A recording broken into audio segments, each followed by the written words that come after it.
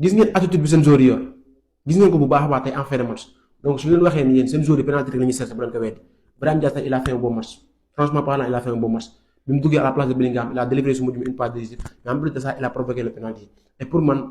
il a trop cherché le penalty pour man il a trop cherché parce que soo xoolee bu baax a baax Brahim Diaz en fin de match il ne voulait plus jouer ku ko laal mu daanu vraiment voilà c'est dommage. Victoire 2 buts à 1 du Real Madrid face au Rayo Vallecano, c'était compliqué, vraiment très compliqué. Voilà, mais à l'arraché, en fin de match, le Real Madrid marque le but que Kylian Mbappé a dugal sur penalty. Avant ça même, Vinicius a marqué pour moi l'un des plus beaux buts pour l'instant en Liga. Franchement parlant, un but à la brésilienne. Jóge fële ne accélération, dribble et là,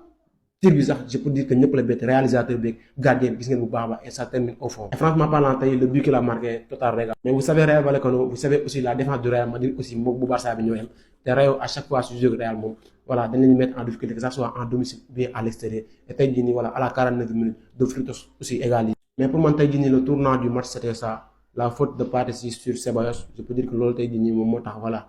Rayo Vallecano souffrir surtout en fin de match Pathé Ciss jël carton rouge génn. Le Real a eu des occasions notamment une action boo xamante ni Mbappé je peux dire il était tout seul devant les cases mu dóor bal bi ci barre mais aussi tey jii nii le gardien de Rayo Vallecano était très présent raison pour laquelle mu empêché Real Madrid mu teel a dugal deuxième. Et là ñoom li ñu doon cherché depuis temps additionnel bi li ñu doon cherché depuis 80 minutes mooy le penalty Mendy pour man y a penalty franchement parlant y a penalty il a fait l'erreur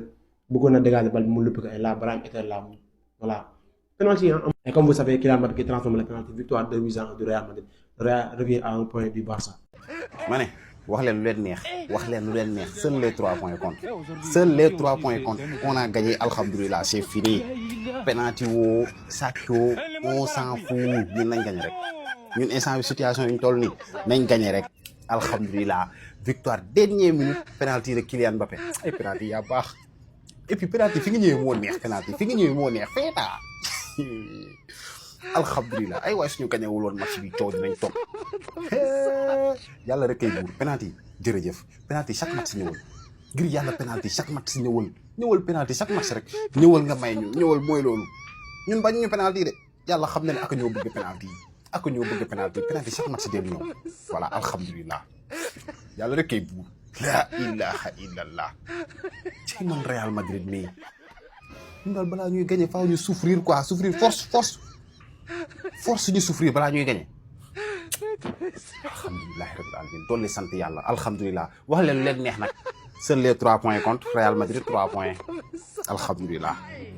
Penalty transformé par Mbappé, 2 rouges, 9 minutes de temps additionnel, 2 buts à 1, victoire du Real Madrid. Actuellement, Real revient à 2 points du FC Barcelone. Mais sama gars yi neexul ba neexul quel match. En tout cas ñu bëri xam naa dinañ wax ni le Real Madrid est favorisé par les arbitres mais man je pense que c'est pas le cas surtout ci match bi bu ñëwee ci rouge bi nga xam ne Pathé Ciss jot na ko en tout cas je comprends pourquoi les supporters du Real Madrid ñoom duñ digérer Pathé Ciss parce que engagement bi nga xam ne Pathé Ciss moo ngi koy wone contre le Real Madrid c'est extraordinaire mais sur le coup je pense que rouge la boo xam ne c'est totalement mérité parce que Pathé Ciss n'a pas maîtrisé l'action et vraiment tacle bu mu def tacle la boo xam ne voilà moo loolu c'est pas du tout maîtrisé et rouge la boo xam ne c'est mérité côté penalty bi aussi je pense que rien à dire il y avait penalty dégagement bi nga xam ne Nobel Mendy bëggoon na kaa def c'est un dégagement boo xam ne bon maîtriser wu ko voilà et dañuy gis ni PM day fay dem directement ci biiru Brahim Diaz donc c'est logiquement penalty après aussi mën nañoo critiquer le fond de jeu du Real Madrid n'a pas proposé de grandes choses et aussi les 9 minutes de temps additionnel aussi mën nañ kaa critiquer mais je pense que sur les deux actions que ça soit rouge bi que ça soit aussi penalty bi nga xam ne Nobel Mendy def na ko ce sont des choses vraiment rien à dire en tout cas victoire du Real Madrid 2 buts à 1 fële ca Santiago Bernabéu c'était très difficile 2 points loolu mooy li nga xam ne moom la Barça rawee équipe bi di Real. non gars yi balaa may wax si rek Kylian Mbappé man je me demande arbitre bi la moo tax mu joxe 9 minutes de temps additionnel question la nag damay poser question rek pour nga wax ma la moo tax arbitre bi joxe 9 minutes de temps additionnel jusqu'au moment où Real di am penalty à la dernière minute penalty obtenu par Brahim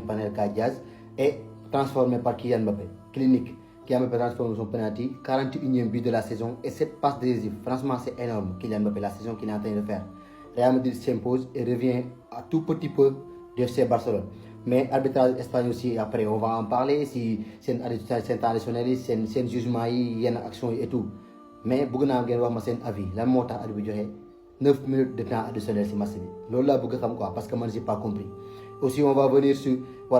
le jeu du Real Madrid défensivement mais défensivement le Real Madrid c'est médiocre c'est comme Liverpool hein mën na jàpp ne similarité boobu même Liverpool voilà mooy Real Madrid défensivement c'est médiocre défensivement voilà il y a des choses à améliorer franchement défensivement tu vois pas une équipe du Real Madrid boo xamante ni il est là il est défensif il est costaud franchement défensivement c'est médiocre hein. Nobel Mendy, calme-toi, doucement. C'était pas le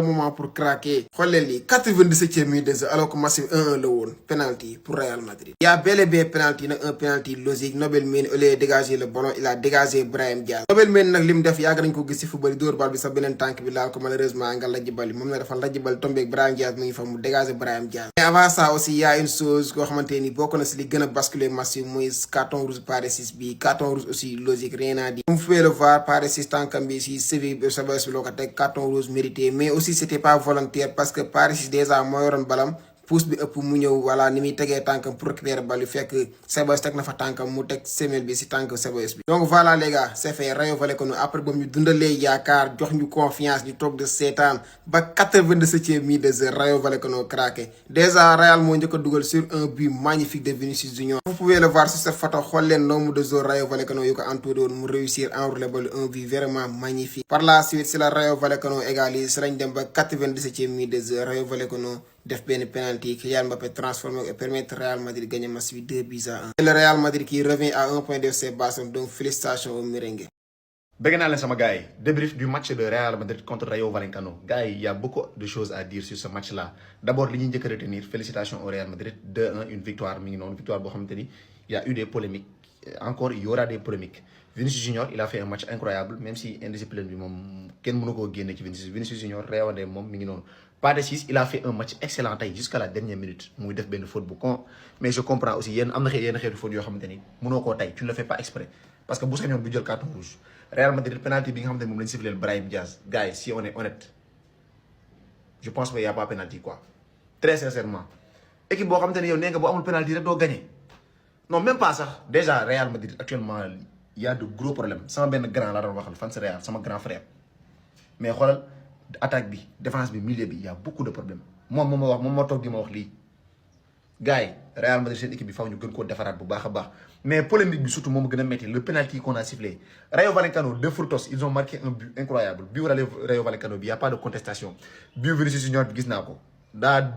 déséquilibre waaji ba waaji xamatul fu mu nekk mu taf bal bi enveloppé un but incroyable Vinicius Junior moom xam ngeen ko il a énormément de talent Mbappé penalty temps yi dafa ñor même bu fekkee penalty bi c'est mérité ou c'est pas mérité Mbappé il marque les penalty moom il les assure finalement dafa mujjee ab expérience parce que bi soog a ñëw Real dañ ko daan jox ay penalty mu koy raté mais léegi il a les timing xam na nan la ñuy dóoree penalty yi xam na nan la ak naka la mi ngi noonu gars yi wax leen ma nu ngeen gisee penalty bi dans les commentaires mais selon man il y a pas penalty